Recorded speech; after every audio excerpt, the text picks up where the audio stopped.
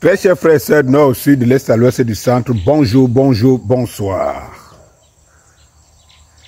Très cher frère Samuel Eto'o, tu cours beaucoup de risques.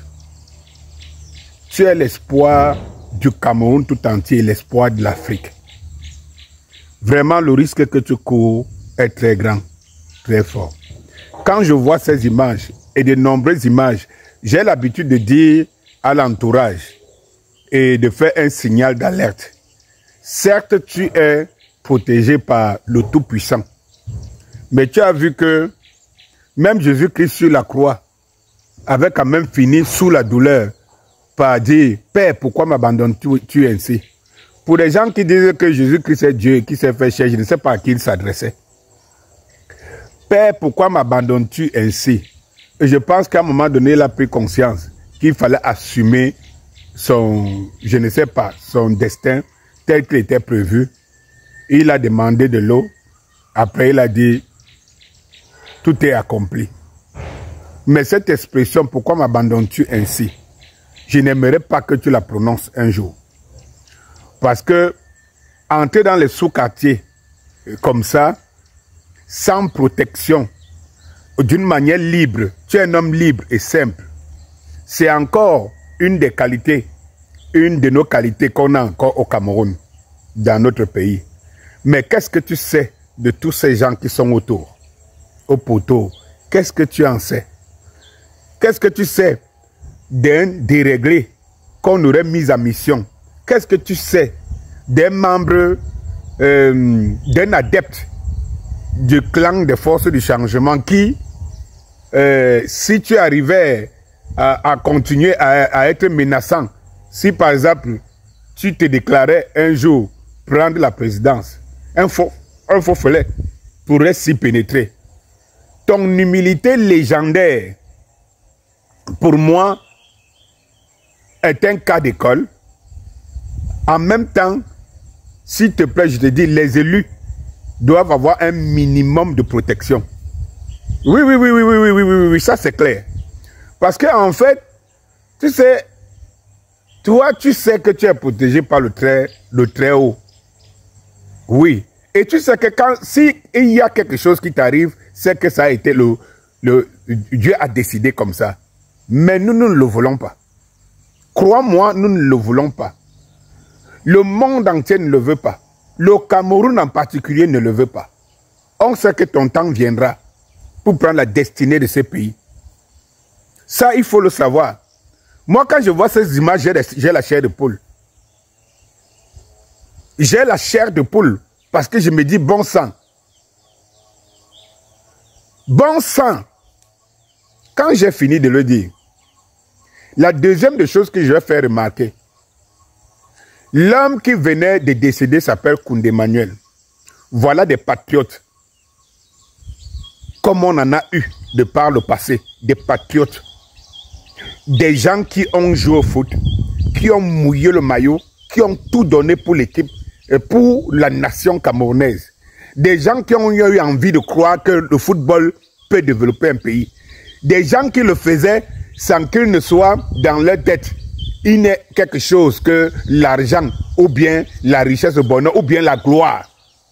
Voilà une star, une légende de football camerounaise qui est restée dans l'anonymat sans faire les choux gras, sans se faire voir et tout. Ils sont comme ça, les bidarantes et tout ça.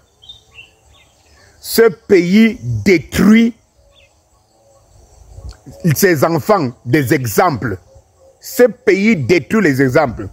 Samuel Eto'o, quand tu es arrivé, voilà ce que tu as voulu faire. C'était d'attirer toutes les anciennes gloires les anciennes gloires camerounaises, de les mettre autour de ces jeunes pour qu'ils voient là où on est parti, où on se retrouve et des challenges qu'il faut avoir. Mais nous ne sommes pas dans ce pays. Et nous ne sommes pas dans ce pays parce que ce système a détruit et détruit tout ce qui peut être une référence. J'en disais encore l'autre jour. Dites-moi, dans ce pays, vous trouvez le monument d'un footballeur digne de ce nom ou de Roger Mila, même de Roger Mila que certains reconnaissent au moins que c'est une des plus grandes légendes. Dites-moi, hein, à quel moment on célèbre une figure au Cameroun? Dites-moi. Les images qu'on voit là montrent que Koundé Emmanuel est mort dans l'anonymat total. Voilà ce qui est réservé aux gens qui servent le pays ici, ce pays. Pendant ce temps, les usurpateurs se la coulent douce en milliards et quand tu te rends compte qu'il suffisait de donner, de dire peut-être que pour ces légendes et pour que ça galvanise les générations futures, qu'on dise par exemple au Cameroun, que tous ceux qui ont été la gloire, parce qu'à l'époque de Koundé Emmanuel, ils ne connaissaient pas ce qu'on appelait l'argent. Ils n'en savaient pas, ils n'en avaient pas et ils n'en connaissaient même pas. C'était l'envie, la passion de jouer au foot et de rendre le Cameroun fier.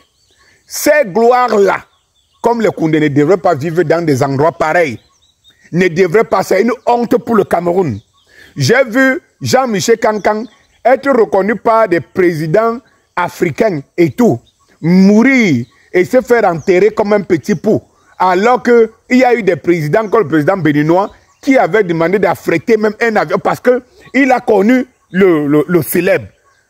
C'est ce pays-là que lorsque nous parlons, qu'il sera difficile de changer les mentalités. Regardez, ça dit qu'on parle même de Koundé là parce que on te voit être en action. Sinon, qu'est-ce que ça dit à cette génération Koundé Emmanuel? Qu'est-ce que ça leur dit? Ça leur dit quoi? Et rien. Pourquoi? Parce qu'il n'y a pas une transmission de valeur. Il n'y a pas une transmission de valeur. Et je sais, Samuel, qu'avant de partir un jour, peut-être de la FECAFOOT et tout, et lorsque la FECAFOOT sera autonome, si tu réussiras ta mission, c'est de mettre un budget. Mais est-ce qu'après toi, ça sera suivi? Parce que c'est un truc qui devait être fait par décret présidentiel, inscrit dans la loi.